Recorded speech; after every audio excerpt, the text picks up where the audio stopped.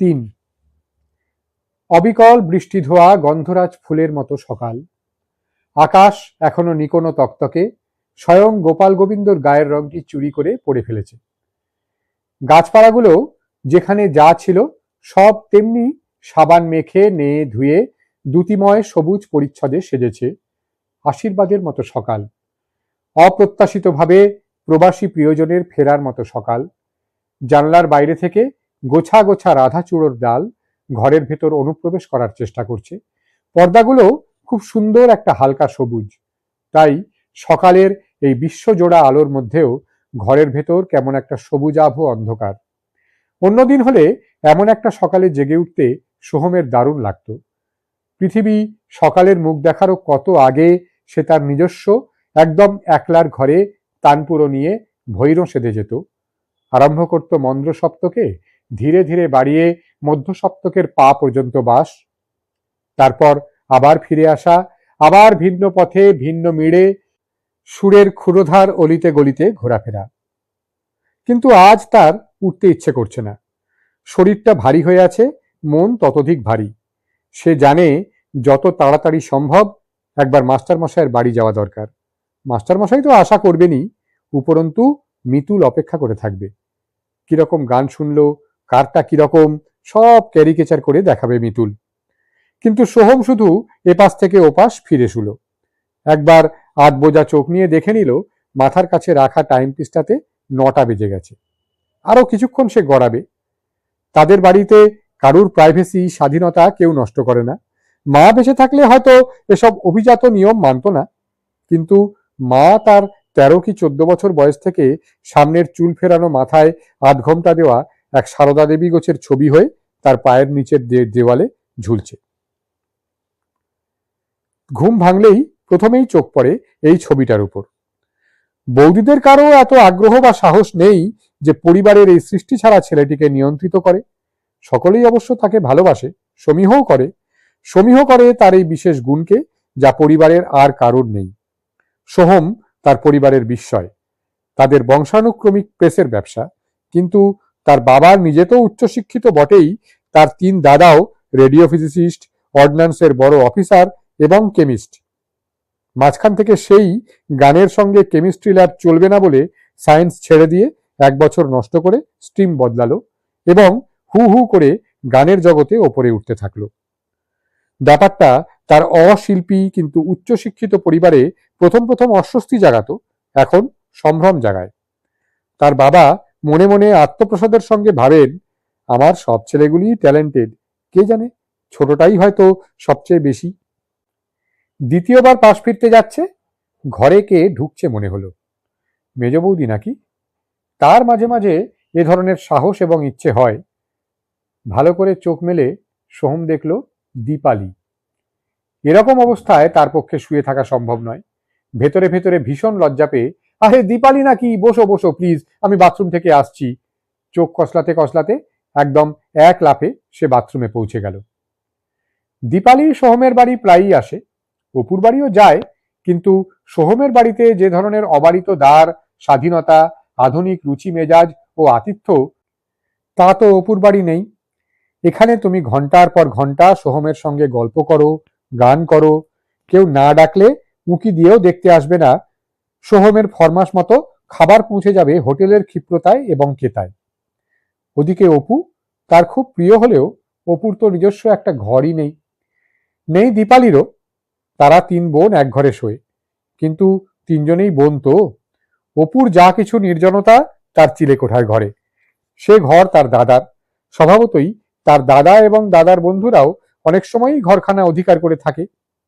তার জ্যাঠামশায়ের শেয়ারে অবশ্য 2খানা ঘর, একখানা শোবার, একখানা বসবার, কিন্তু সেদিকে অপু কেন, বাড়ির কেউই পারতপক্ষে যায় না। বাকি রইল একখানা ঘর, যেটাতে অপু তার মায়ের সঙ্গে শোয়। সে ঘরে খাট, আলনা, বাড়তি বিছানার মাচা, খাটের তলায় হাঁড়িকুড়ি, চৌকিতে সেলাই কল, কি আছে আর কি নেই হিসেব করতে প্রাণ বেরিয়ে যাবে। একতলার একদিকটা ভাড়া, সেদিকের উঠোনের অংশটা তো প্রায়ই খুব অপরিষ্কার হয়ে থাকে। এদিকে রান্নাঘর, সামনে দাওয়া, আর একটা ছোট্ট ঘর যেটাকে ওরা গুদম ঘর বলে ব্যবহার করে। বাথরুমে যেতে হলে উঠোন পার হয়ে যেতে হবে। দোতলাতেও অবশ্য ছোট মতো একটা আছে, জ্যাঠামশাইয়ের অংশের লাগোয়া, তাতে তোলা জল থাকে।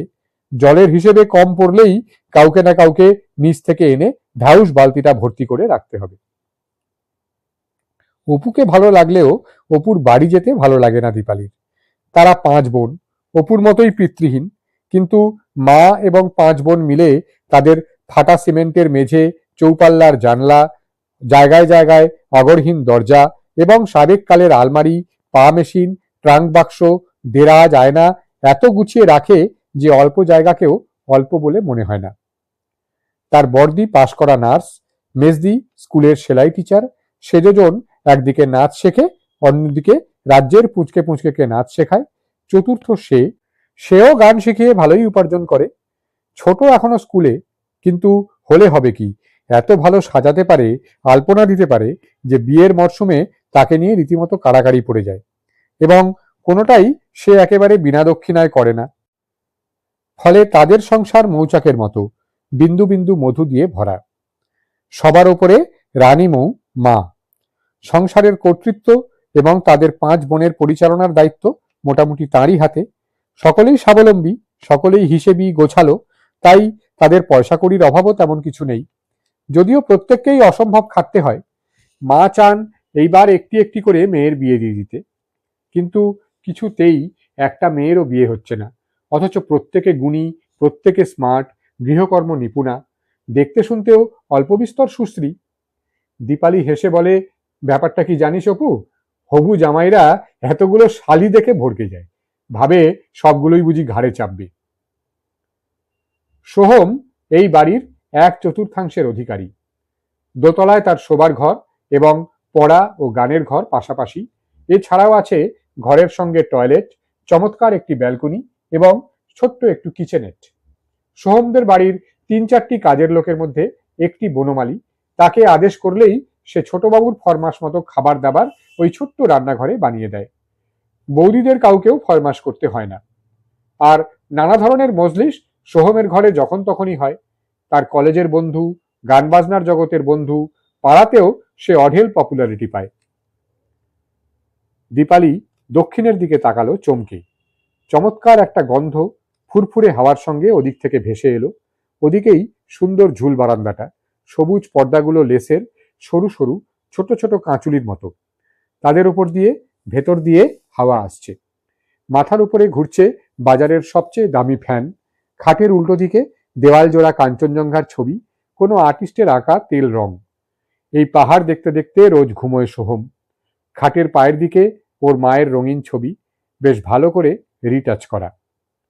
এর আগে কখনো ঠিক এই ঘরটিতে এসে বসেনি একা দীপালি। পাশের ঘরটাই সোহমের আড্ডাখানা, সেটাকে গান ঘরও বলা যায়। মেহগনি কাঠের কাচের পাল্লা বসানো দেরাজে পর পর শোয়ানো আছে তানপুরো, তানপুরো আরেকটা, বায়া তবলা, একটা সারেঙ্গি। শখ করে এটাও মাস্টারমশাইয়ের কাছে শিখেছে সোহম। আজকে বাড়িতে ঢুকতে প্রথমেই দেখা মেজ বৌদির সঙ্গে।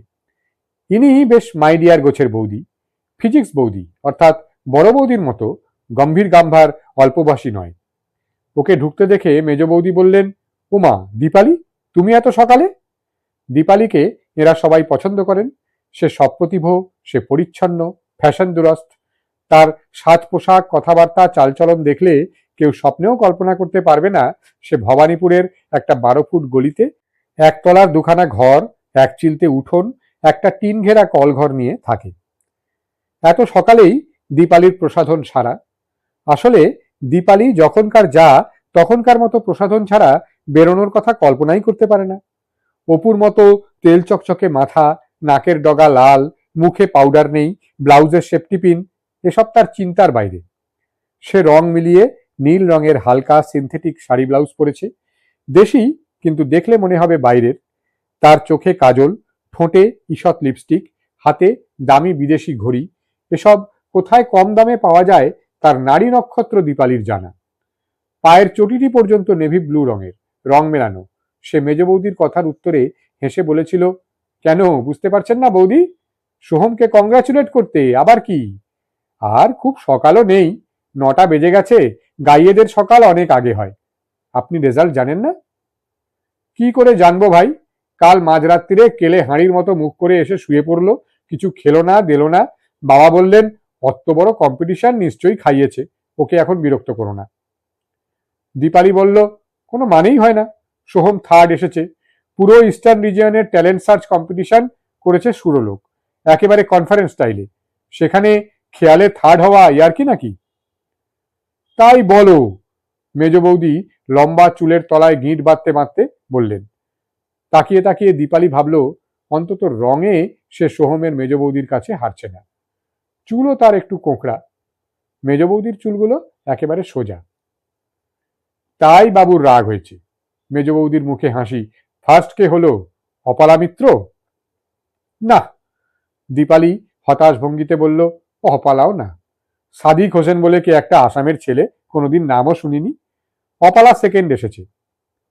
মেজ বৌদি বললেন, তুমি সোজা ওর ঘরে চলে যাও, বেলা 9টা পর্যন্ত পড়ে পড়ে ঘুমোচ্ছে, আমি চা টা সব পাঠিয়ে দিচ্ছি, কাল রাত উপসী আছে, উঠেই খাই খাই করবে। বৌদির অনুরোধ এবং অনুমতির সূত্র ধরেই দীপালির প্রথম এই ঘরে ঢোকা। পর্দা সরিয়ে ঘরে ঢুকতে ঢুকতে তার কেমন গা শিরশির করছিল। ছেলেরা কেমন করে শুয়ে থাকে কে জানে, কে জানে খালি গায়ে নাকি। সোহমের বুকে সামান্য চুল আছে, তার খোলা শার্ট বা পাঞ্জাবির মধ্যে দিয়ে মাঝে মাঝে দেখা যায়। অনেক কষ্টে নিজের ভিতরের শিরশিরানি থামিয়ে সে ঘরে ঢুকেছে এবং ঢুকে অবাক হয়ে গেছে। এত পরিচ্ছন্ন, এত সুবাসিত, এত সুন্দর ও শালীন যে একটা এই বয়সের ছেলের ঘর হতে পারে সে ভাবতেও পারেনি। উত্তর দক্ষিণ মুখোমুখি জানলা খোলা, মাথার উপর তা সত্ত্বেও ফ্যান ঘুরছে। সোহম তার ডোরা কাটা নাইট ড্রেস পরে দুটো বালিশের ওপর একরকম উপুর হয়ে শুয়ে রয়েছে। তার অবিন্যস্ত অজস্র চুল বালিশ ছড়িয়ে চতুর্দিকে ছড়িয়ে পড়েছে। দীপালি একটা দোলনা চেয়ার টেনে বসেছিল। সে ঘরে বসে থাকাকালীনই সোহম 3-4 বার উল্টালো পাল্টালো। দীপালির বুক দুরদুর করছিল, কিন্তু কোনো অশালীন অশোভন উন্মোচন ঘটল না। অবশেষে তার উপস্থিতি বুঝতে পেরে সোহম ধর্মর করে উঠে বসল এবং তারপর এক লাফে বাথরুমের দরজায়। একটু দেরি হলো সোহমের, সে একেবারে স্নান সেরে বেরিয়েছে। কোনো একটা ওডিকোলন নাকি বাথ সল্ট ফল্ট ব্যবহার করেছে বোধহয়। ঘরময় মৃদু সুবাস ছড়িয়ে যাচ্ছে। সোহম মেয়েদের মতোই শৌখিন, পাট ভাঙা সাদা পায়জামা পাঞ্জাবি পরে চুল উল্টে আঁচড়ে বেরিয়েছে। একটু তাড়াহুড়োর ছাপ, চোখগুলোর এমনিতেই একটু রক্তাভ, রাত জাগা বা বেশি ঘুমানোর জন্য আরো বেশি লাল হয়ে উঠেছে। ঘুমন্ত এবং অবিন্যস্ত থাকার ক্ষতিপূরণ স্বরূপই বোধহয় সে আজ একটু বেশি সেজেছে। পাঞ্জাবিতে নীল কাজ, সৌরভটা একটু বেশি রকমই ঢেলেছে। বিছানাটা দ্রুত হাতে গুছিয়ে ফেলতে ফেলতে সে বলল, ওয়েট আ মিনিট। দীপালি বলল, আমি একটু হাত লাগালেই খেপেছিস? Congrats Soham, to hell with your congrats. আরে অত রাখছিস কেন বাবা, মনে রাখিস এটা কোনো সাধারণ কম্পিটিশন নয়, এরকম আগে হয়নি, পরে হবে কিনা তাই বা কে বলতে পারে। সোহম এবারে কোমরে হাত দিয়ে ঘুরে দাঁড়ালো। যেতে দে ওসব কথা, গানটা অবশ্য আমি একেবারেই খারাপ gynae, one of my best Dipu. তুই কি করে ভাবিস মাস্টার মশাই থাকতে তুই অপালাকে ছাড়িয়ে যাবি? সেটা তো আরো বড় প্রশ্ন আমার। অপালা কাল যা গেয়েছে আমি ওর গলাতেও অদ্যাবধি অমন গান শুনিনি। আর ওই রকম বাঘ বিতণ্ডার পর ও যে অত স্মার্টলি জবাবগুলো দেবে ভাবতে পেরেছিলি? তানপুরো হাতে নিলেই অপালা মিত্র আর মনুষ্য লোকে থাকে না। কিভাবে নিজেকে কালেক্ট করলো, যে রাগ তৈরি করে এসেছিল সেটা ছাড়া অন্য সাজেশন এলো অমনি মাঝপথে থামিয়ে দিয়ে, অথচ অবলীলায় গেয়ে গেল, আহা স্বপ্নো মে আওয়ে পিয়া, সুর করে গেয়ে উঠল সোহম। বলল, মধ্য লয় থেকেই তো আমার ওড়িশি নাচতে ইচ্ছে করছিল। প্রতিটি গান্ধারে আর নিখাদে যেই থামছিল আমার দীপু, সত্যি মনে হচ্ছিল কোণার্কের টপ ফেজের সেই যক্ষিণী না সুর সুন্দরী বলে তাদের কথা। যেন নাচতে নাচতে কেউ ঠিক অমনি ভাবে ত্রিভঙ্গ পোজে থেমে গেল। দীপালি বলল, তুই কি আজকাল নাচও শিখছিস নাকি? শিখছি না, তবে দেখেছি ভালো প্রোগ্রাম থাকলে একটাও মিস করি না। আর কোণার্ক দেখেছি অলরেডি বার চারেক, ভবিষ্যতেও কতবার দেখবো বলতে পারছি না। দীপালি বলল, দেখ সোহম, তোরা একটু বাড়াবাড়ি করিস, ভয়ানক ইমোশনাল, ইম্পালসিভ। প্রথমত অপালা ভালো গাইলেও অত বড় ওস্তাদকে ওভাবে বলবার সাহস পায় কোথা থেকে? সকালের রাগ কখন গাইব? পাণ্ডিত্য ফলানো হচ্ছে চন্দ্রকান্তজির সামনে। মার্গ সঙ্গীতের জগতে সহবত একটা মস্ত জিনিস, তা জানিস? কি জানি, আমার তো ওকে কোথাও বেসহবত মনে হয়নি। অপালার বিনয় নিয়ে বোধহয় কোনো দ্বিমত নেই। আমি তো শ্রোতাদের মধ্যেই ছিলুম, অনেককেই তারিফ করতে শুনেছি। দীপালি বিরক্ত হয়ে বলল, এটাও জেনে রাখিস, সমস্ত জিনিসটা মাস্টার মশাইয়ের শিখিয়ে দেওয়া, গিমিক। নইলে আমরা এতজন সন্ধ্যার রাতের রাগ তৈরি করে গেলাম, ও হঠাৎ তড়ি আরম্ভ করলো কেন? ওরাও কিছু নিয়ম কানুন ঠিক করেনি ঠিকই, কিন্তু এটা তো কমন সেন্স।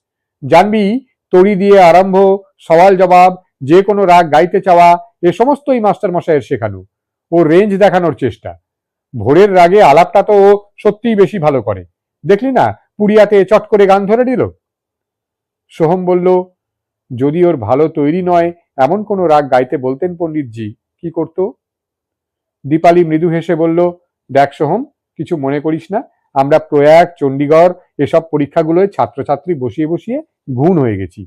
আমরা পরীক্ষকদের সাইকোলজি পরিষ্কার বুঝি। পণ্ডিতজির প্রিয় রাগ পুরিয়া। লোকে বলে উনি পুরিয়া আর কল্যাণের সিদ্ধ। নিজেই সময়ের প্রশ্ন তুলেছেন। এটা এখন অনুমান, কিন্তু 99% অভ্রান্ত অনুমান যে উনি ওকে পুরিয়া গাইতে বলবেন। আর গাইলেও তো দেখলি ওরই বন্দিশ, ওরই প্যাটার্নে। এটা কিন্তু ঠিক বললি না দীপু। পণ্ডিতজির স্টাইল সাংঘাতিক ভিরাইল, গমক খড়কতানে ভর্তি। অপু ওর কিছু কিছু জিনিস করেছে, ওর ছোট ছোট তান, মুরকি, ফিরাত, কিন্তু গেয়েছে সম্পূর্ণ নিজস্ব এবং ফেমিনিন স্টাইলে। And what ever it, is গেয়েছে প্রাণের সমস্ত আবেগ দিয়ে, দুর্দান্ত। ইনফ্যাক্ট আমি বহু লোককে বলতে শুনেছি সুবিচার হয়নি। সাদিক কি গেয়েছে বল? একদম স্টিরিওটাইপড। ইম্প্রোভাইজেশন, তান শুনলেই বোঝা যায় সব তৈরি। খুব রেওয়াজি গলা, তৈরিও করেছে ভালো, কিন্তু নো অরিজিনালিটি। কোনো তুঙ্গ মুহূর্ত পেলুম না। তুই পেয়েছিস? টানগুলো তুবড়ির মতো করছিল সোহম। তা সত্ত্বেও আমার মতে তোরই ফার্স্ট হওয়া উচিত ছিল। Apala second, Sadiq third. আমি ফার্স্ট অপালা থাকতে? অপালা ওই রকম গাইতে? আমি আশাও করি না। হলে আমার চেয়ে দুঃখিতও কেউ হতো না। তোর জাজমেন্ট বায়াসড বলতে বাধ্য হচ্ছি। হতে পারে। দীপালি দাঁতে নখ কাটল। তবে অপালার মতো ব্যাকিংও তো তুই পাস না। এটা বলিস না দীপু। মাস্টারমশাই আমাদের তিনজনের সঙ্গে হারমোনিয়াম সঙ্গত করে গেছেন। অপুর নেবার ক্ষমতা বেশি, অনেক বেশি, তো কি করা যাবে? একে তো কিন্নর কণ্ঠ, তারপর গলাটা আপনি ঘোরে। মনে হয় না তার জন্য ওকে আলাদা করে কোনো এফোর্ট দিতে হচ্ছে। যাই বলিস সোহম, অপালা কিন্তু ঠিক খেয়াল গাইল না। ওর দ্রুত গানটা তো একেবারে ঠুং খেয়াল হয়ে গেল। ও যে খেয়ালের মেজাজে গাইতে পারে সেটা তো ও তড়ির আলাপেই দেখিয়ে দিয়েছে। আর দীপু, এক একজনের এক একটা স্টাইল আছে। তুই নারায়ণ রাও ব্যাসের রেকর্ডগুলোর কথা মনে কর, বড়ে গোলাম আলী সাহেবের স্টাইলের কথা মনে কর। যাকগে, বাজে কথা ছাড়, কত তো বুঝি। আমার প্রধান দুঃখ, অপু ফার্স্ট হলো না, আমি সেকেন্ড এলাম না। আর দ্বিতীয় দুঃখ, তুই নিজেকে বড্ড নেগলেক্ট করছিস। ছুকরিগুলিকে শেখানো একটু বন্ধ করতো এবার। শেখাতে শেখাতে তোর নিজের রেওয়াজ হচ্ছে না। মাস্টার মশাইয়ের জিনিসগুলো গলায় তোল, অত হেলাফেলা করিসনি। বনমালী কফি এবং খাবার নিয়ে এসেছে, প্রচুর। লুচি, ঘুগনি, মাংস, চাটনি, মিষ্টি। সোহম বলল, কিরে বনমালী, রাতের ডিনার নিয়ে এলি নাকি? সাত সকালবেলা মারধর খাবি মনে হচ্ছে। বনমালী দাঁত বের করে হেসে বলল, মেজ বৌদিমণি বলে পাঠিয়েছে এর এক টুকরো পড়ে থাকলে কর্তাবাবুর কাছে খবর যাবে। কাল রাতে দাঁতে কুটো কাটনি। দীপালি বলল, জানিস তো সোহম, গান এক রকমের কুস্তি, কালো আতি গান। আগে ওস্তাদরা পুরি, হালুয়া, মালাই, রাবড়ি এসব না খেয়ে গানে বসতেন না। অনেকে আবার তার আগে কতগুলো ডন বৈঠক সেরে নিতেন। খেয়ে নে। সোহম বলল, খিদে অবশ্য পেয়েছে ঠিকই। যাকগে, কি বলছিলুম? গান শেখানো বন্ধ কর। দীপালি বলল, আমার গান শেখানো বন্ধ করাও হবে না, কোনো কম্পিটিশনে স্ট্যান্ড করাও হবে না। আমি রব চিরদিন নিষ্ফলের হতাশের দলে। এই ছাড় তো, যত বাজে চিন্তা। দীপালি, তোর কিন্তু খুব ন্যাচারালি সুরেলা গলা, বাজে গান গেয়ে গেয়ে খারাপ হয়ে যাচ্ছে। খেয়ে নে। খেয়ে নিয়ে চল মাস্টারমশাইয়ের কাছে যাই। উনি নিশ্চয়ই এক্সপেক্ট করছেন। আমাদের তিনজনের সঙ্গে সমানে হারমোনিয়ামে সঙ্গত করছেন। ভাগ্যিস ওরা হারমোনিয়ামটা অ্যালাউ করেছিল, না হলে অত জমাটি হতো না। কাল বড্ড রাগ হয়েছিল, সারা রাত ঘুমোতে পারিনি। আজ তুই আসাতে মেজাজটা ভালো হয়ে গেল।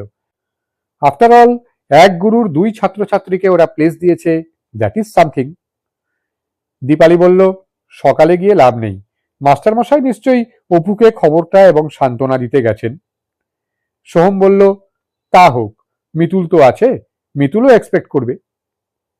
দীপালির মুখ একটু চিনে ধাঁচের, খুব ফর্সা, ছোট ছোট ফুলো বাঁকা চোখ, গোলগাল চ্যাপ্টা মুখ এবং শরীরের গড়ন। এ ধরনের মুখে মনের ভাব চট করে ফোটে না। সে শুধু বলল, মিতুল? মিতুল কি করবে? মিতুল তো তোমার খবর জেনেই গেছে। তাছাড়া মিতুল নিশ্চয়ই এতক্ষণে স্কুলে চলে গেছে। সোহম একটু অপ্রস্তুত গলায় বলল, হ্যাঁ তা অবশ্য, তা অবশ্য। আচ্ছা ঠিক আছে, বিকেলের দিকেই যাব। তবে তখন তো মাস্টারমশাই ছাত্রছাত্রীদের নিয়ে ব্যস্ত থাকেন কিনা। তোর এখন কি প্রোগ্রাম? দীপালি হাত উল্টে বলল, আমার আবার কি প্রোগ্রাম হবে? খাড়া বড়ি থোর আর থোর বড়ি খাড়া। তোকে কংগ্রাচুলেট করতে এসেছিলুম, এবার বাড়ি চলে যাব। অনেক কাজ বাকি। সকালে এক ব্যাচ আসার কথা ছিল, ফাঁকি মেরেছি। কিন্তু দুটো মেয়ে আসে ইন্ডিভিজুয়ালি, তাদের আমার অ্যাটেন্ড করতেই হবে। বেসুরো বেতালার দল সব, কিন্তু তাদের মা বাবারা তাদের সঙ্গীত প্রভাকর করে তুলবেই। আমি তাদের জন্যই বলি প্রদত্ত ভাই। সোহম অন্যমনস্ক গলায় বলল, ঠিক আছে, আমি আজ সকালটা রিল্যাক্স করি, কিংবা ক্রিটিক অফ পিওর রিজন বলে একখানা পাঠ্য বই আছে, দেখি উদ্ধার করতে পারি কিনা। কর্তাবাবুর কড়া হুকুম, ভীষ্মদেবী হও আর তারাপদ চক্রবর্তী হও, এমএ হতেই হবে। দীপালিকে দরজা পর্যন্ত এগিয়ে দিয়ে গিয়ে বারান্দার দক্ষিণ দিকে একটা সিগারেট ধরালো সোহম। দীপালি বাঁক ফিরছে, মুখ ফিরিয়ে একবার পেছনে হাতটা নাড়ল, তারপর প্রিয়নাথ মল্লিক রোডের বাঁক ফিরে অদৃশ্য হয়ে গেল। বড় ভালো মেয়ে দীপালি। এমন সেতারের মতো সুরেলা মিঠে আওয়াজ নিয়েও আজ কতগুলো বছর একই জায়গায় আটকে আছে, তবু কোনো নালিশ নেই। সোহম, অপালা, বিশেষত সোহমের জয়ই যেন ওর জয়। এই ধরনের ঈর্ষাহীন পরিবেশের জন্যই মাস্টারমশাইয়ের কাছে শিখতে আরো ভালো লাগে তার। আরো অনেক সফল শিক্ষক আছেন, তারা গলায় সবকিছু করে দেখান। মাস্টারমশাই যখন গলায় পারেন না, হারমোনিয়ামে, এসরাজে, সেতারে দেখান। ফলে হয়তো আরো সূক্ষ্ম কাজ, আরো লম্বা লম্বা মিড়, আরো তড়িৎগতি তান তাদের গলায় এসে যায়। মিতুল কি হয়ে উঠবে কে জানে। She is sweet 16। ওর মা নাকি খুব সুন্দরী ছিলেন। মিতুল নিশ্চয়ই তার মতনই হয়েছে। আহা, তার মার মতো ওর মাও ওর মাত্র 5 বছর বয়সে হঠাৎ হার্ট অ্যাটাকে মারা যান। বাবার গলার সুরও পায়নি, কিন্তু মাস্টারমশাই অসীম ধৈর্যে ওকে নিয়ে পড়ে আছেন। বলা কিছু যায় না, 4-5 বছর পর হয়তো ওই ধরা ধরা গলা দিয়ে অন্যরকম সুর বেরোবে। ওর ঝোঁক আপাতত লাইট ক্লাসিক্যালের দিকে। গায়, প্রচুর শোনে, সবচেয়ে ঝোঁক অবশ্য নাচে। ওর কাছে কিছু কিছু নাচ দেখেছে সোহম। সম্পূর্ণ অশিক্ষিত পটুত্ব থেকে যে এ ধরনের নাচ হওয়া সম্ভব, তা সোহম না দেখলে বিশ্বাস করত না। কিন্তু ভারী চঞ্চল প্রকৃতির মেয়ে, ধৈর্য কম, ঠিক তৈরি হয়ে উঠতে পারছে না। দীপালি চলে যাবার আধ ঘন্টা পর সোহম চুলটা আঁচড়ে শার্ট প্যান্ট পরে নিল। বনমালীকে ডেকে বলল, বৌদিকে বলে দিস আজ কলেজ যাচ্ছি না, দুপুরে এসে ভাত খাবো, বেলা হতে পারে। সে প্রেমচাঁদ বড়াল স্ট্রিটের মুখে যাচ্ছে, মাস্টারমশাইয়ের বাড়ি।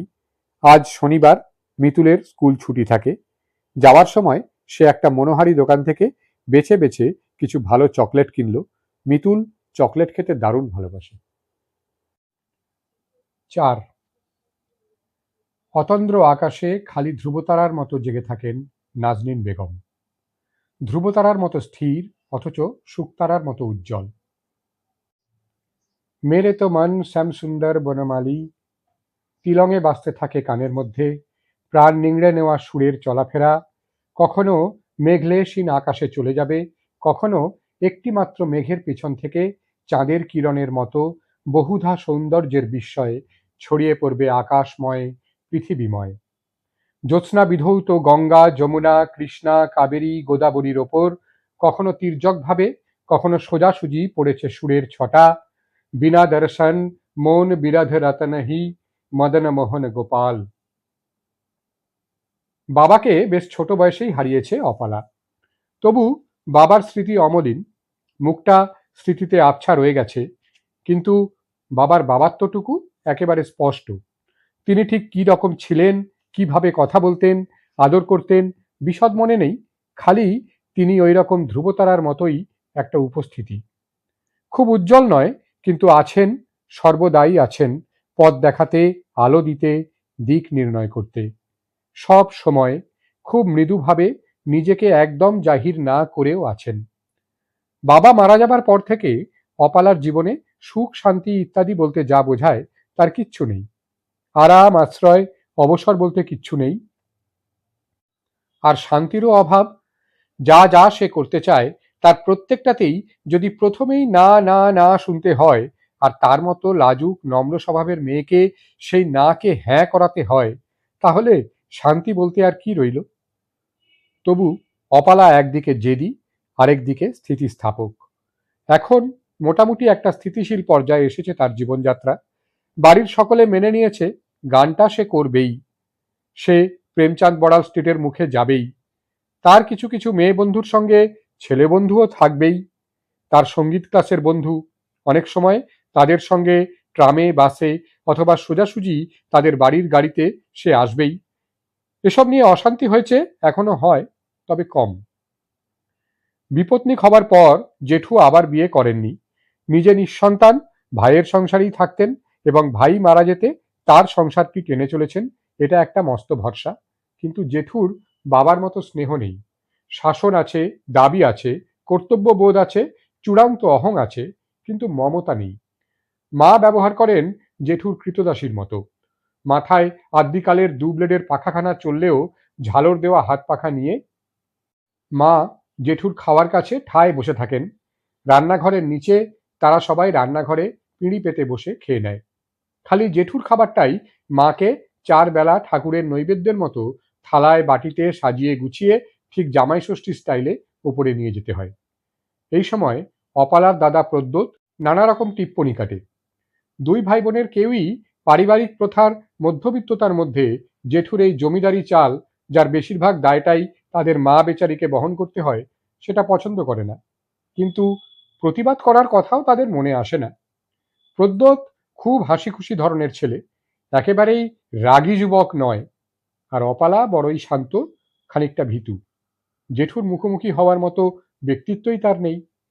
জেঠুর দুবেলার ভোজনের এই যে পূজা পর্যায়ে, এই সময়টা যত রকম সাংসারিক কথার আদান প্রদান চলে। জেঠু বলবেন, মা শুনবেন, মৃদু স্বরে জবাব দেবেন। বৌমা, এ মাসে বাজার খরচটা যেন বড্ড বেশি মনে হচ্ছে, বাজেট ছাড়িয়ে গেছে। আনাজের দাম আকাশে চড়েছে দাদা, তাছাড়া দেশ থেকে বনবিহারী এসে দুদিন থেকে গেল না। বনবিহারী অর্থাৎ দেশে তাদের যা সম্পত্তি আছে তার তদারকি যে করে এবং বেশিরভাগটাই ভোগ করে, সে মাঝে মাঝেই কিছু আম, কিছু ডিম, আলু, সর্ষের তেল এবং চাল এক এক সময় হয়তো এক একটা নিয়ে এসে উপস্থিত হয়। তখন সে কদিন থেকে যায়। হগ মার্কেট, কালীঘাটের মন্দির, দক্ষিণেশ্বরের কালীবাড়ি, জাদুঘর, চিড়িয়াখানা, এসব তাকে দেখে যেতেই হবে প্রত্যেকবার। বড়ঠাকুর বলেন, বনবিহারী তো রইল 2 দিন কি 3 দিন। বৌমা বলতে পারেন না বনবিহারীর একদিনে যা আহার্য লাগে তা প্রায় তাঁদের 4 জনের সমান। সুতরাং বড়ঠাকুর আবার বলেন, তবে কি দুধটা কমিয়ে দেব? বৌমা জানেন দুধ কমাবার অর্থ তার ছেলে মেয়ের সামান্য অংশটুকু বাদ পড়া, কারণ বড়ঠাকুর তো দুধ ছাড়া থাকতেই পারবেন না। দুধটাকে সামান্য ঘন করতে হয়, তার গোফে লেগে থাকে, সেটা তিনি পরিতৃপ্তি সহকারে মুছে নেন। এ প্রতিদিনের অনুষ্ঠান। বৌমা চুপ করে থাকেন। সহজে তিনি ভেঙে পড়বার পাত্রী নন, কিন্তু এখন তার চোখ টলটল করতে থাকে। স্বামী হঠাৎ মারা গেলেন, কিছুই রেখে যেতে পারেননি। এই বাড়ির ভাগ আর দেশের সম্পত্তির ভাগ, এইটুকু তাদের নিজস্ব আয়, বাকি সবই বড় ভাসুর। বড় ভাসুর হঠাৎ উদার কণ্ঠে বললেন, না না, আমারই ভুল। ছেলেটার ডাক্তারি পড়ার খাটুনি কি সোজা খাটুনি? মেয়েটাও তো হামেহাল কলেজ, গান, সংসারের রীতিকর্তব্য করে যাচ্ছে। তবে কি জানো বৌমা, যা থাকবে তোমার ছেলে মেয়েরই থাকবে, আমি তো আর সঙ্গে নিয়ে যাব না। এ কথা সুজাতা খুব ভালোই জানেন। ভাসুরের আর কেউ নেই, দুটিই ভাই, বন্টনও নেই। ভাইয়ের ছেলে মেয়েদের ভালোবাসেন খুব, তবে তার নিজের ধরনে।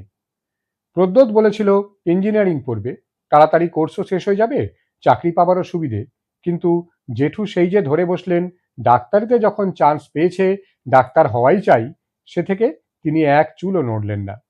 প্রদ্যোৎ ইঞ্জিনিয়ারিং পড়লে সংসারটা তাড়াতাড়ি সাবালক হতে পারত, তার নিজেরও যথেষ্ট সুবিধে হতো, কিন্তু তিনি কোনো যুক্তিতেই কান দিলেন না। বাড়িতে বংশে একটা ডাক্তার থাকা দরকার, তাদের ঠাকুরদা খুব সফল ডাক্তার ছিলেন। অপালার ব্যাপারে সবচেয়ে বেশি লড়াই করতে হয় সুজাতাকে, সায়েন্স তাকে পড়তেই হবে। এদিকে মেয়েটা অঙ্ককে ডরায়।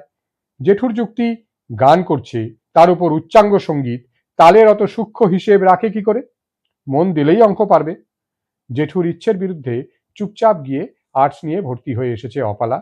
জেঠু খুব অসন্তুষ্ট, তারপর ফলও ভালো হচ্ছে না। মেয়েটাকে যতটা পারেন আড়াল করে চলতে হয় তার মাকেই।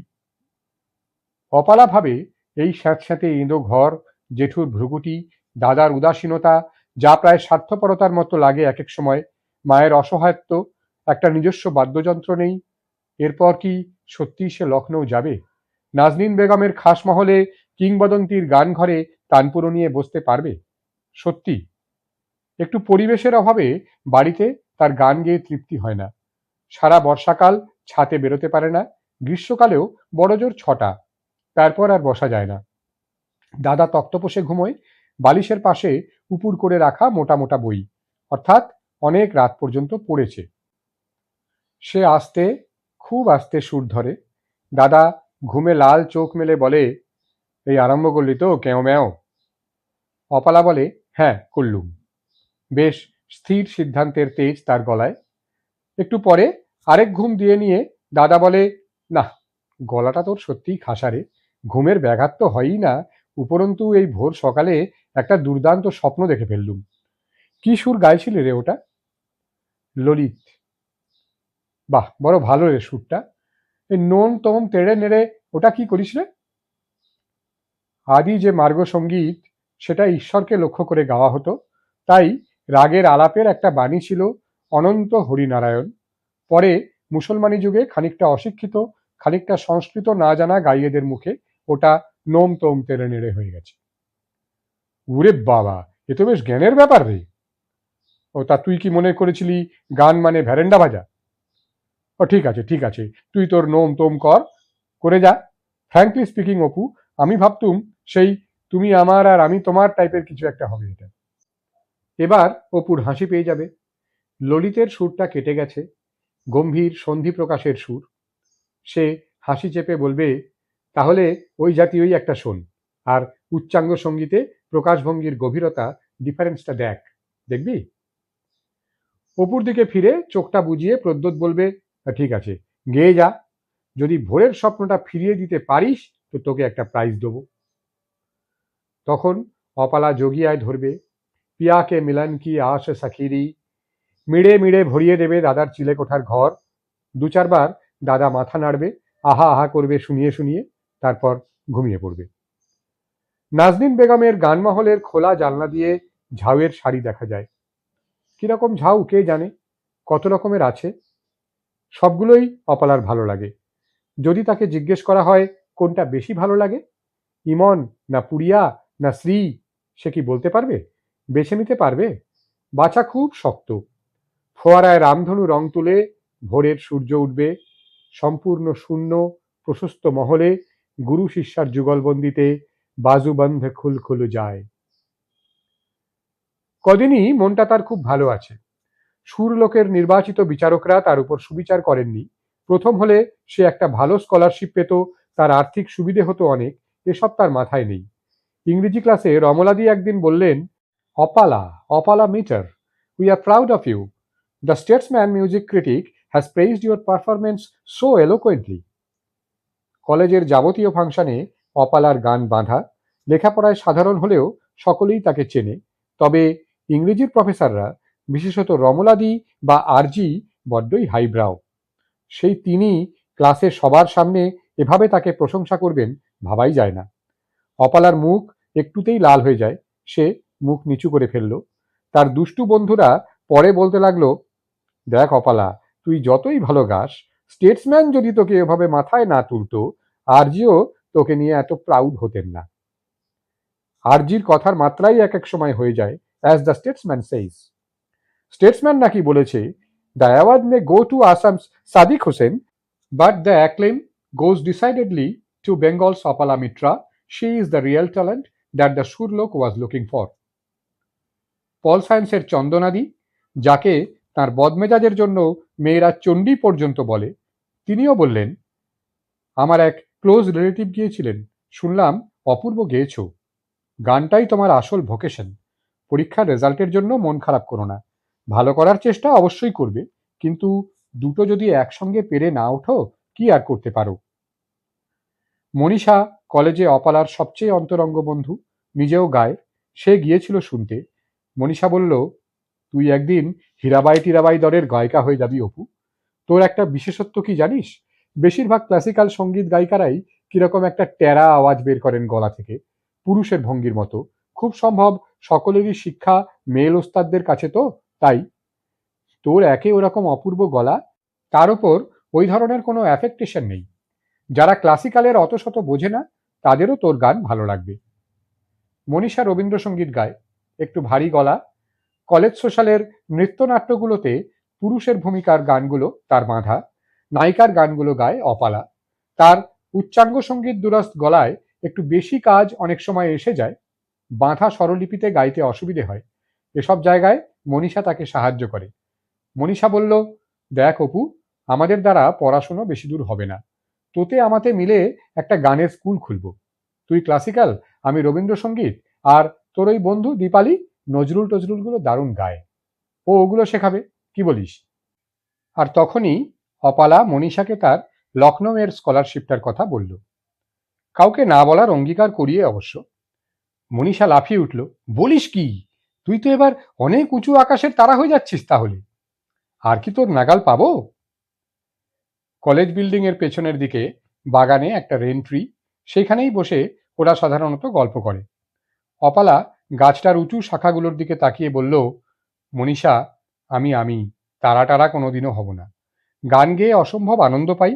সত্যি কথা বলতে, গানকে আমি ঠিক একটা মানুষ, একটা প্রিয় মানুষের মতোই ভালোবাসি, গানের চেয়ে বেশি কিছুকে, কাউকে ভালোবাসি না.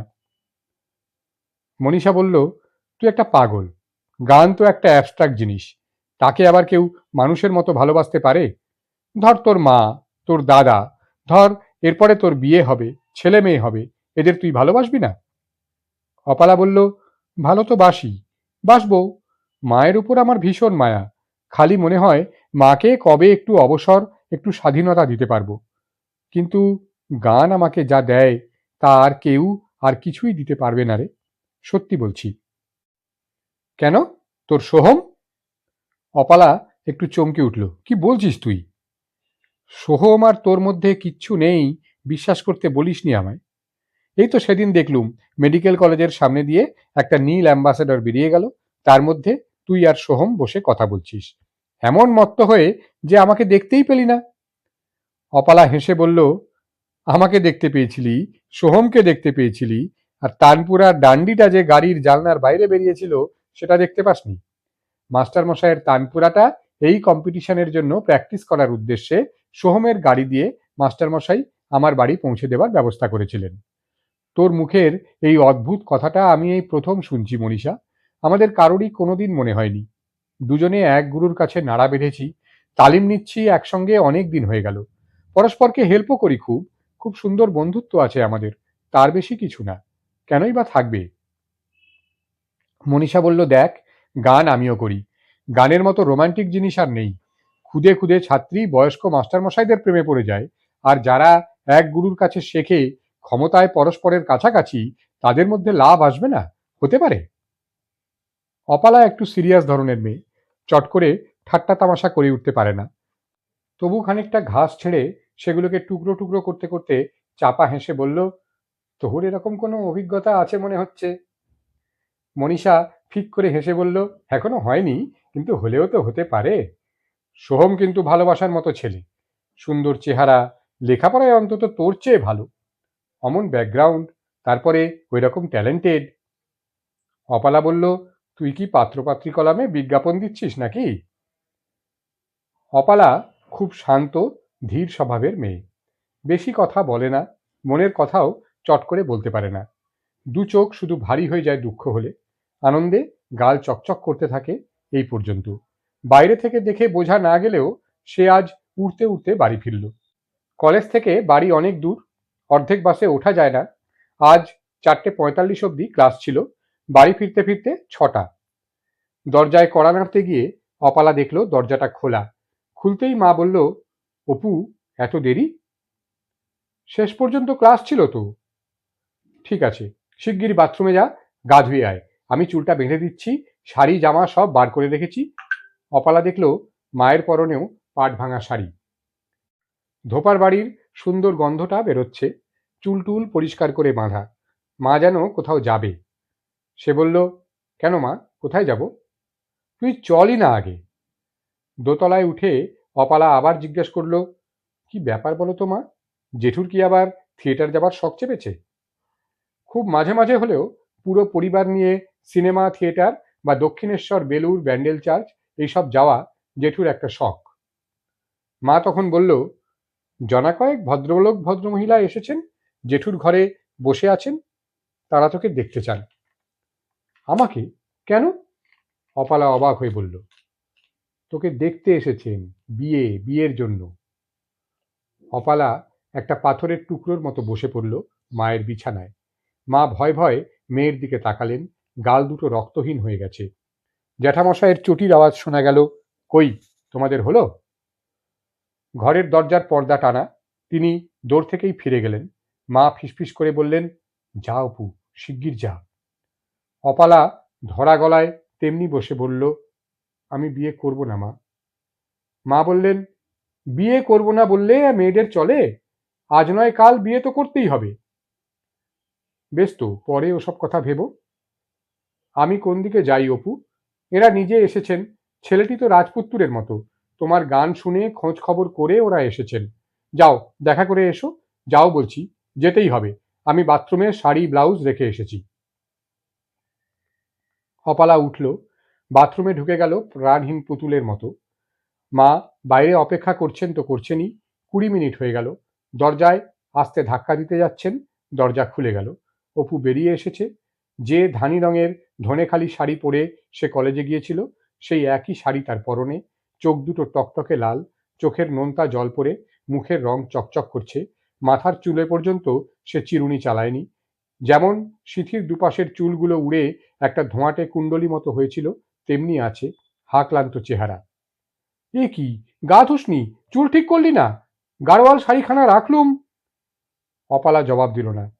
মুখে সাবান দিসনি, চোখ এত লাল, এভাবে কারো সামনে যাওয়া যায়? অপালা জবাব দিল না এবারও। মার হাতে এক গ্লাস দুধ, তাতে আজ জেঠুর বরাদ্দ বোর্নভিটা। খেয়ে নে। অপালা বলল, খিদে নেই। অগত্যা টেবিলের উপর দুধের গ্লাস নামিয়ে রাখলেন মা, বললেন, চল। জেঠুর বসার ঘরে একটি আরাম কেদারা, পুরনো কালের গোল শ্বেত পাথরের টেবিল ঘিরে গদি মোড়া কিছু বেতের সোফা, কাঠের হাতলওয়ালা। অপালাকে নিয়ে ঘরে ঢুকতেই 3টি পুরুষ উঠে দাঁড়ালেন। একজন মহিলা উৎসুক চোখে চেয়ে আছেন। জেঠু সোৎসাহে বলে উঠলেন, এইটি আমার ভাইজি, মানে টেকনিক্যালি ভাইজি, আসলে আমার মেয়েই তো। এইমাত্র কলেজ থেকে ফিরল, ভীষণ সিম্পল, সাজগোজ নেই, মায়ের সঙ্গে হাতে হাতে সব করছে। তার উপর কলেজের বিয়ে, অনার্সের পড়া, গান, কোনোটিতেই ফাঁকি নেই। অপালা দরজার দিকে পেছন করে দাঁড়িয়েছিল। একজন পুরুষ শশব্যস্ত হয়ে বললেন, আপনি বসুন। হঠাৎ এই কণ্ঠস্বরের ভদ্রতায় বা সমাদারে, কে জানে কিসে, অপালার মাথা ঘুরে উঠল, গা বমি বমি করছে, গলার ভেতরে কিসের প্রচণ্ড চাপ। সে আস্তে আস্তে বসে পড়ল। কে বলছে, কোথা থেকে বলছে, কিছুই দেখল না। মহিলা একটু বয়স্ক, ভারী ভুরি। তিনি বললেন, তোমার থেকে অনেক বড় আমি, তুমিই বলছি। সেদিন সুরলোকের আসরে তোমার গান শুনে আমরা, মানে আমি, আমার স্বামী আর এই আমার ভাই, আমরা অভিভূত হয়ে গেছি।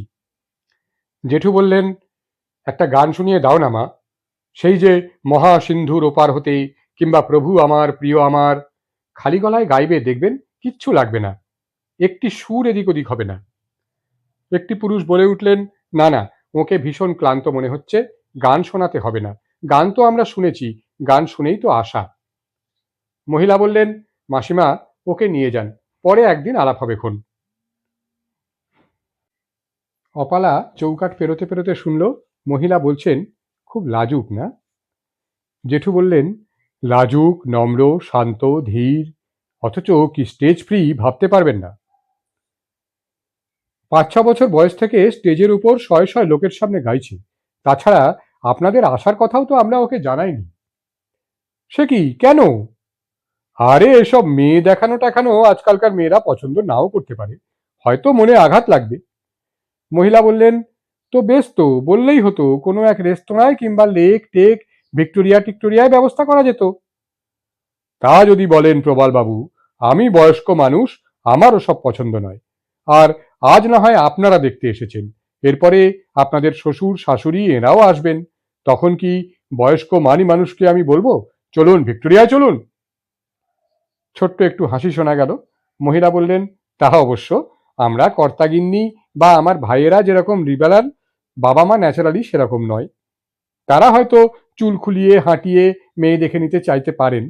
এ রান্নায় কি ফোড়ন, অম্বলে ঘি লাগে কিনা, তখন কিছু মনে করবেন না কাকাবাবু। জেঠু বললেন, মনে করব কি, আমিও তো ওই দলে। ঘরে নেবেন বরাবরের মতো, বাজিয়ে নেবেন না। জেঠুর ঘর থেকে মায়ের ঘরের দিকে আস্তে আস্তে গলার আওয়াজগুলো ক্রমশই মৃদুতর হয়ে পড়ছিল। অপালা ঘরে এসে শুয়ে পড়ল। প্রদ্যোৎ ঢুকল। মা বললেন, খোকা, কোন সকালে মেয়েটা এইটুকু খেয়ে বেরিয়েছে, দুধটা ওকে খাওয়াতো, আমার এদিকে এক গাদা কাজ। ওরা তো মেয়ে আসার আগে একটু চা ছাড়া কিছু মুখেও করেননি। প্রদ্যোৎ দুধের গেলাস হাতে খাটে বোনের পাশে এসে বসে বলল, তুই কি খুকুমণি, ডুডু খাইয়ে দিতে হবে? অপালা মরার মতো পড়েছিল, কোনো জবাব দিল না।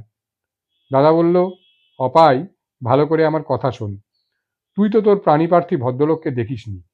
চার্টার অ্যাকাউন্ট্যান্ট, এজি বেঙ্গলে কাজ করেন, টকটকে ফর্সা, চমৎকার স্বাস্থ্য, রীতিমতো সুপুরুষ, খুব গান ভালোবাসেন, মানে তোর ওই নুমতুম দিয়ে নানা ওইসব। তোদের লাস্ট সুরলোকের যে কম্পিটিশনটা হলো, তাইতে তোর গান শুনে, অর্থাৎ তোর গুণ নিজের কানে যাচাই করে তোকে দারুণ পছন্দ করেছেন, একেবারে ফ্ল্যাট। দেখ, যারা গান ভালোবাসে তারাই সেধে তোকে নিতে চাইছে। এখানে তোর গাইবার ঘর নেই, পরিবেশ নেই, জেঠু দিনরাত টিকটিক করছে। অপাই, এখানে বিয়ে হলে তুই বেঁচে যাবি, লক্ষ্মী মেয়ে, দুধটা খেয়ে নে। দাঁড়া, অনেকক্ষণ খালি পেটে আছিস, আগে একটা বিস্কুট খা। অপালা বলল, ডাক্তারি করিসনি দাদা, সলিড গলা দিয়ে নামবে না, দুধটা দিয়ে খেয়ে নিচ্ছি। তবে রিজনেবল হতে হবে তো, আমি নিজে তো কবে জেঠুর গারদখানা থেকে ছাড়া পাবো তার দিন গুনছি। মেয়ে বলেই তোর কত সুবিধে। অপালা দুধটা খেয়ে পাশ ফিরে শুল। ঘণ্টাখানেক পরে জেঠু ঘরে ঢুকলেন। তার চটির শব্দ অনেক দূর থেকে শোনা যায়। প্রদ্যোৎ বলে, এ বেড়ালের গলায় ঘণ্টা বাঁধাই আছে। অপাই, শুয়ে আছো কেন, কান্নাকাটি করছো নাকি? শোনো, ভালো ঘর, ভবানীপুরে নিজেদের বাড়ি, দুটি ভাই, এটি বড়, দিদির বিয়ে হয়ে গেছে, অত্যন্ত ভালো লোক, বাবাজিটির তো কথাই নেই, চেহারা দেখলেই বোঝা যায়, ভালো ডিগ্রি, ভালো রোজগার, তোমাদের খেয়াল ঠুংরিতে রীতিমতো ইন্টারেস্ট। তোমার আপত্তিটা কিসের? আমি তো মনে করি এটা গড সেন্ড। এত ভালো সম্বন্ধ আমরা নিজেরা হাজার চেষ্টা করলেও জোগাড় করতে পারতুম না। আর বাইজি হয়ে ঘরে ঘরে মুজরো নেবার বদলে ঘরের বউ হয়ে সঙ্গীত চর্চা করাটাই আমি ভালো মনে করি। আমি কেন, যে কোনো ভদ্রলোক তাই মনে করবে। অপালা এখনো তেমনি শুয়ে আছে, কিন্তু উৎকর্ণ। জেঠু এসব কি বলছেন? বাইজি টাইজি? এত খারাপ কথা সে কখনো তাকে বলতে শোনেনি। লখনৌ যাবে নাজনীন বেগমের কাছে গান শিখতে। সেখান থেকে তুমি আর ভদ্র ঘরে ভদ্র সমাজে ফিরে আসতে পারবে মনে করেছ? বৌমার কাছে সব শুনে আমি গতকাল রামবাবুর কাছে গেছিলাম। বলি, তোমার গার্জিয়ান কে, তিনি না আমি? আমি যদি আর চোখ বুঝি, তিনি তোমায় দেখবেন? সারা জীবনের মতো ভার নিতে পারবেন না নেবেন? Do you know who that Nazneen Begum is? একটা তাওয়ায়েফ, চরিত্রহীন ভ্রষ্টা রমণী।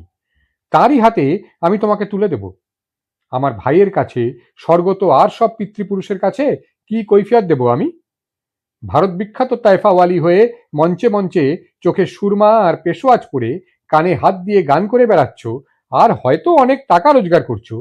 এর চেয়ে অনেক বেশি অভিপ্রেত আমার কাছে যে তুমি তোমার মায়ের মতো গৃহস্থ ঘরের বউ হয়ে কস্তা পেড়ে শাড়ি পরে স্বামী পুত্র কন্যা নিয়ে জাজ্জল্যমান সংসারে গিন্নিপনা করছো। আজ তুমি ছেলে মানুষ, বাইরের চটক গ্ল্যামার এইসবেই মন যাচ্ছে, স্বাভাবিক, দোষ দিচ্ছি না। কিন্তু ভবিষ্যতে একদিন এই বুড়ো জেঠুকে মনে করবে, বলবে, বলতে হবে, জেঠু যা বলেছিল ঠিক বলেছিল। সংসারে অসতীত্বের মূল্যে কেনা নাম টাকার চেয়ে সদুপায়ের সুখ শান্তি, সামান্য শাক ভাত অনেক বড়, অনেক বড়। জেঠু ভারী ভারী পায়ে চলে গেলেন।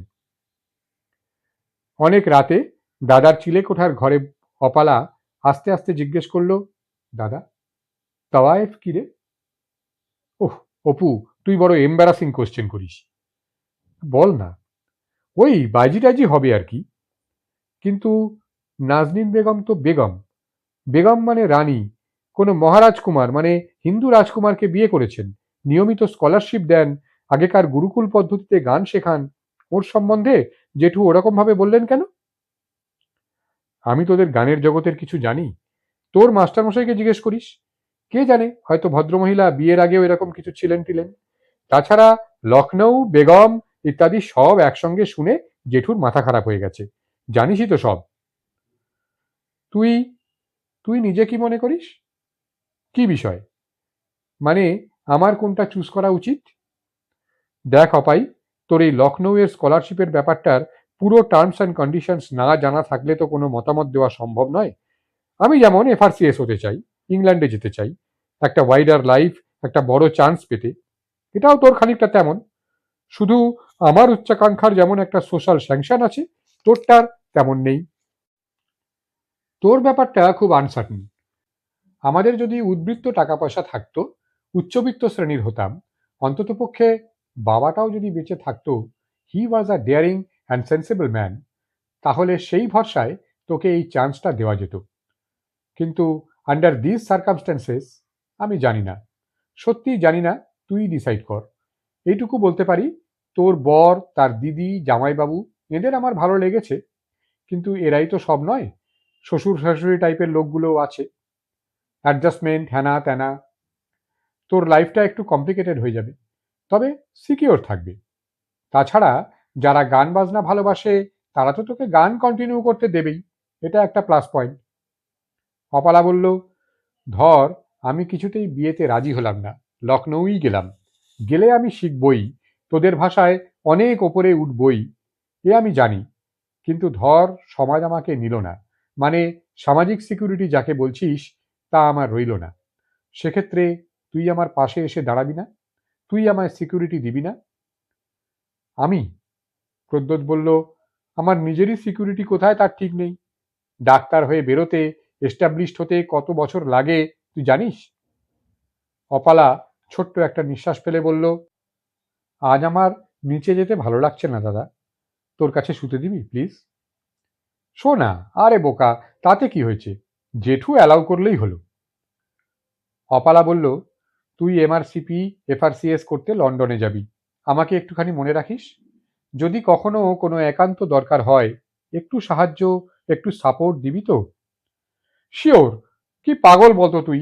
আফটার অল আমরা দুটোই তো ভাই বোন, পরস্পরকে দেখবো না? কে বলতে পারে তোকেই হয়তো সাপোর্ট দিতে হবে আমায়। আরও রাতে সুজাতা ছাতের ঘরে এসে দেখলেন দুই ভাই বোন অঘরে ঘুমোচ্ছে। অপালা সাধারণত একটু কুঁকড়ে শোয়ে, একটা হাত তার দাদার গায়ে আলতোভাবে পড়েছে। খোকা বোধহয় কোনো বই পড়ছিল, বইটা যথারীতি বুকের উপর উল্টো করে রাখা, দু হাত মাথার উপর তোলা। দৃশ্যটা জেঠু পছন্দ করবেন না সুজাতা জানেন, কিন্তু কবছরের আড়াআড়ি এই দুই ভাই বোনের অসহায় ঘুমিয়ে থাকার দৃশ্য তার চোখে জল এনে দিল।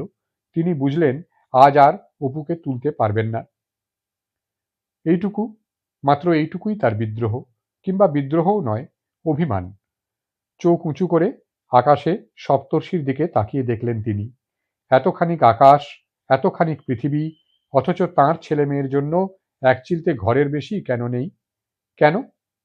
তিনি আস্তে আস্তে নিচে নেমে নিজের ঘরের দরজা বন্ধ করে শুয়ে পড়লেন।